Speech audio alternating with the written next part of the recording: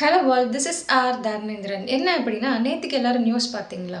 திருநெல்வேலியில் 8th standard படிக்கிற ஒரு பையன் வந்துட்டு முன் விரோதம் காரணமாக, அதுவும் பெரிய வாய்க்காவரப்பு சண்டைலாம் கிடையாது. வெறும் ஒரு பென்சில் சண்டைக்காக பேக்கில் அருவா வச்சு கொண்டு கூட படிக்கிற பையனை வெட்டியிருக்கான்.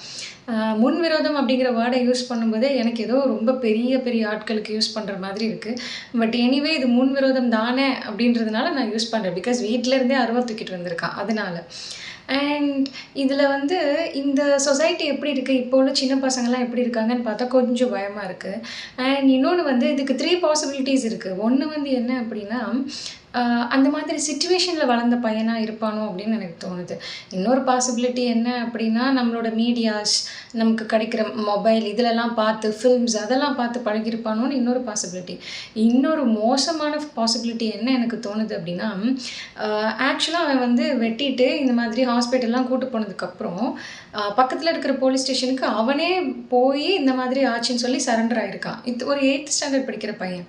ஸோ இது எல்லாம் ஃபில்ம் தான் ரீசனா இல்லை ஃபேமிலி சிச்சுவேஷனா, இதெல்லாம் யோசிக்கிறத விட இன்னொரு பாசிபிலிட்டி எனக்கு என்ன தோணுது அப்படின்னா, இந்த மாதிரி எனக்கும் ஒரு பையனுக்கும் பிரச்சனைங்க அப்படின்னு சொல்லும்போது பக்கத்தில் இருக்கிற கொஞ்சம் பெரிய பசங்க போடா போய் அருவாள் எடுத்து ஒரு போட்டுட்டு போலீஸில் போய் சரண்டர் ஆகிடும் சும்மா ஃபன்னாக சொன்னதை அவன் நிஜமாகவே அதை ஃபாலோ பண்ணிட்டானோ அப்படின்னு எனக்கு ஒரு கொஷின் இருக்குது.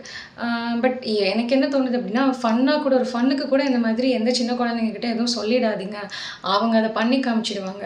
எந்திரன் மூவியில் சிட்டி போடுன்னு சொன்னது டிவியை தூக்கி போடல, அந்த மாதிரி போட்டுருவாங்க. ஸோ அந்த மாதிரி பண்ணாதீங்க. அண்ட் இதுக்கப்புறம் வர ஜென்ரேஷன்ஸ் கிட்ட நம்ம எவ்வளோ கேர்ஃபுல்லாக இருக்கணும் அப்படின்றது இதுலேருந்து தெரியுது.